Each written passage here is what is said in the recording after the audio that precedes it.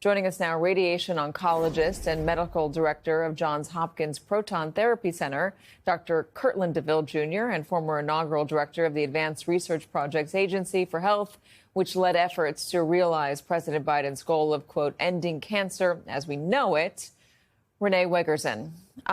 Kirtland, I want to start with you. It's a tough diagnosis, metastasized to the bone.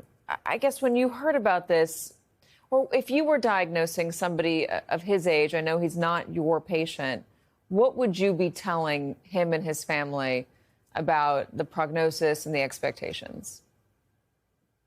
Well, thanks for having me. And it is indeed always a difficult conversation with a patient to relay the diagnosis, to talk about the prognosis, and lay out a treatment strategy and management plan.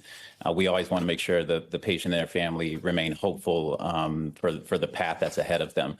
I would tell them, though, that even though it's metastatic prostate cancer, technically stage 4 at diagnosis, that we can still have good outcomes, meaning that our goal is often to help the man live out his normal lifespan, all the years that he is potentially owed.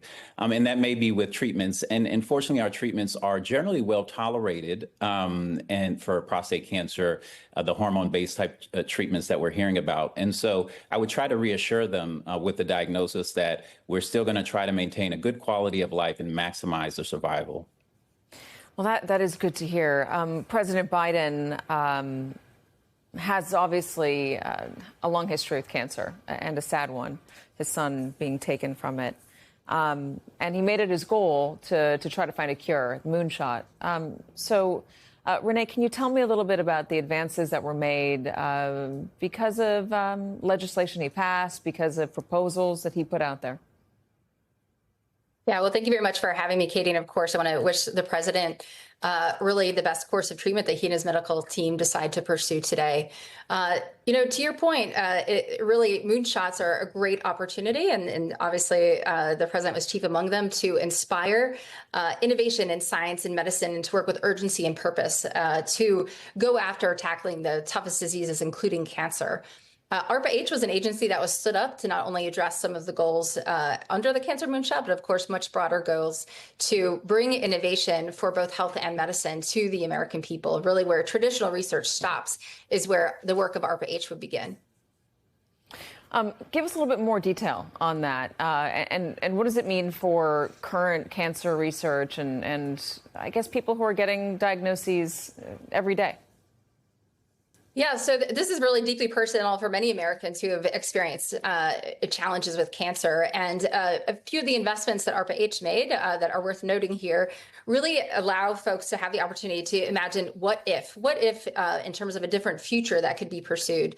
One of the programs asked the question, what if we could adapt cancer treatments to evolve as the tumors evolve? What are that next line of therapies, both from able to address the patient, but also able to address the way we deliver care in the clinic. Another effort was focused on surgical interventions, asking the question, what if surgeries could be one and done? It is very difficult to gather all of the tumor material. Healthy tissue actually looks like tumor tissue. Not everybody knows that, but surgeons certainly do. And being able to improve outcomes by making those approaches more technically savvy and clear to remove those tumors is really critical. And then last but not least, of course, creating platforms that allow us to screen and detect cancer at the earliest stages so that we can have an intervention is another effort that the breakthroughs that ARPA-H was pursuing. Yeah, and getting to that early stage of intervention requires screening. It requires an investment. It also requires more research to be able to find things earlier, to have equipment and diagnostic equipment that's more sensitive to finding the cancers. I don't want to get into the politics on this, but I have a slightly political question to ask you, Renee, and this is about the funding. President Trump's proposed budget has a 26.2% cut to HHS, and it's said to be devastating on the fight against cancer. This is according to the American Cancer Society, who says for the past 50 years, every significant medical breakthrough, especially in the treatment of cancer, has been linked to sustained federal investment in research. These cuts pose a major threat to the ongoing fight against cancer, especially for research, prevention, and screening services. Again, they're talking about this budget bill right now in Congress. What would your message be to lawmakers on trying to protect funding for HHS? Well, my message would be, honestly, the stakes for American leadership in science and technology could not be higher. We really have to double down in our investments that allow for this bold investment in high risk, high payoff research.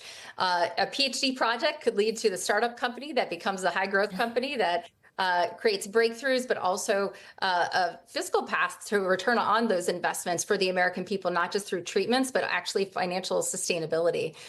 This is really important part of this ecosystem where the federal government actually plays a role in taking on that really high risk work that can lead to those breakthroughs.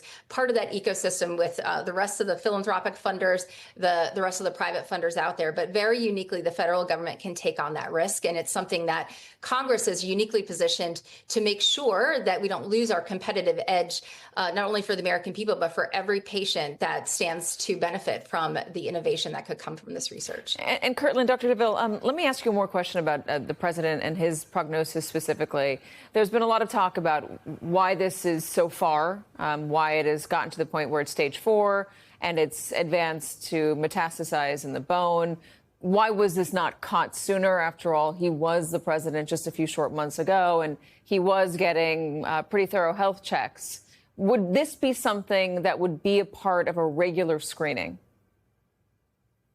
It could be. It would be. It's not an easy question to actually answer. So our screening guidelines for prostate cancer generally advocate for routine PSA blood test up to about the age of 70, or I should say a shared decision-making approach, a conversation with the patient and the provider about the risks and benefits of pursuing screening, which would include things like a PSA blood test.